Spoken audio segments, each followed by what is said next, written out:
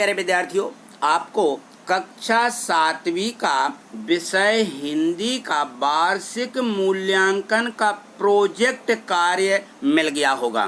तो आपको यह भरकर स्कूल में जमा करना है, क्योंकि इसमें 40 अंक रखे गए हैं। तो आज आपको 40 में से 40 अंक मिलने वाले हैं। यदि आप इस प्रकार से भरते हैं जैसा मैं बता रहा हूं, तो आपका एक भी अंक नहीं कटेगा। तब तक आप वीडियो को लाइक कर लें, क्योंकि ये लाइक करना बाद में हम भूल जाते हैं। देखिए नीचे लाइक का चिन्ह बना हुआ है। और यदि आप चैनल पर नए हैं तो चैनल को सब्सक्राइब करके हमसे जुड़ जाइए और बेल आइकन नोटिफिकेशन जो घंटी रहती है उसको भी क्लिक कर लीजिए, जिससे हमारी वीडियो की नोटिफिकेशन आपको सबसे पहले मिले। तो देखिए यहाँ देखते हैं हम इन प्रश्नों को किस प्रकार से हमें भरना है। यहाँ देखिए ये दिया गया है, हमें यहाँ से भरना है।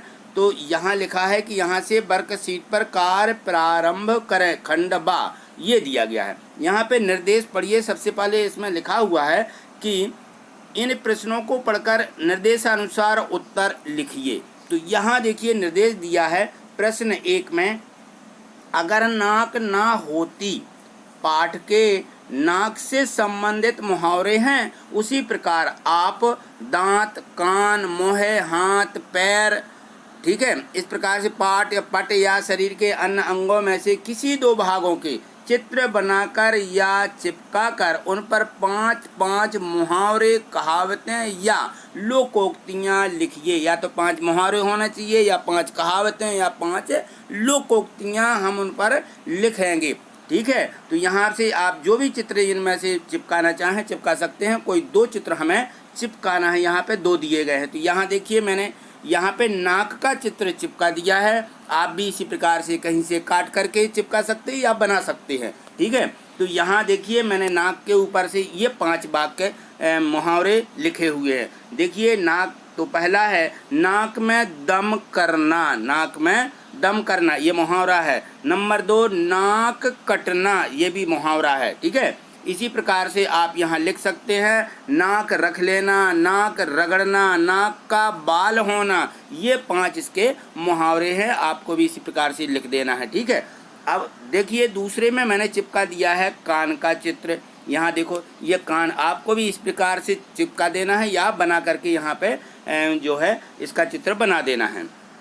यहाँ देखो कान का है, कान भरना, कान पकड़ कर रोना, कान फूंकना, ये सब मुहावरे हैं। कान का कच्चा होना और कान में तेल डालना, ये मुहावरे यहाँ पे मैंने इसके लिख दिए हैं। आप भी बिल्कुल ऐसे ही लिख दीजिए।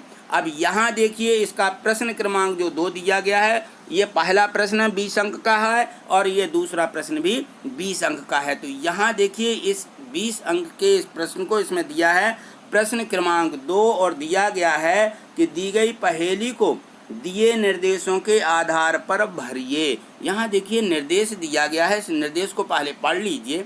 यहाँ पे है बाएं से दाएं और ऊपर से नीचे। तो बाएं से दाएं कैसे चलेंगे हम, इस प्रकार से देखो ये बाएं से दाएं तरफ हो जाएगा और ऊपर से नीचे, यानी हम ऐसा ऊपर से नीचे हम इस प्रकार से इस सारणी को भरेंगे। तो यहाँ देखिए ये सारणी दी गई है, यहाँ पर हमें किस प्रकार से भरना है, हम ऐसे, इसमें तीर के निशान बने हुए हैं सभी में। तो देखिए ये हमारा बाएं से दाएं जब हम चलेंगे तो इस प्रकार से बाएं से दाएं और ये ऊपर से नीचे, इस प्रकार से हमें भरना है। तो यहाँ नीचे पढ़ते जाइए। यहाँ लिखा हुआ है नंबर 1 में पढ़िए कि वायु का एक पर्यायवाची होगा। वायु का पर्यायवाची क्या होता है, वायु यानी पवन या हवा भी बोलते हैं, लेकिन हमें 3 अक्षरों का लिखना है। तो यहाँ देखो 3 अक्षरों का ये दिया गया है बाएं से दाएं में। यहाँ देखो ये बाएं से दाएं में पा वा वन्ना वन, पवन। तो ये पवन 3 अक्षरों का हमें लिख लेना है। सबसे पहले हम बाएं से दाएं लिख लेते हैं। तो यहाँ देखो नंबर 3, 2 में नहीं, 2 में तो ऊपर से नीचे है, पहले नंबर 3 को कवर कर लीजिए। यहाँ पे हमने नंबर 1 कर लिख लिया। नंबर यहाँ 3 में देखो धरती का एक समानार्थी, धरती यानी क्या होता है, पृथ्वी भी होता है। तो धरती का हमें समानार्थी नंबर 3 में भरना है।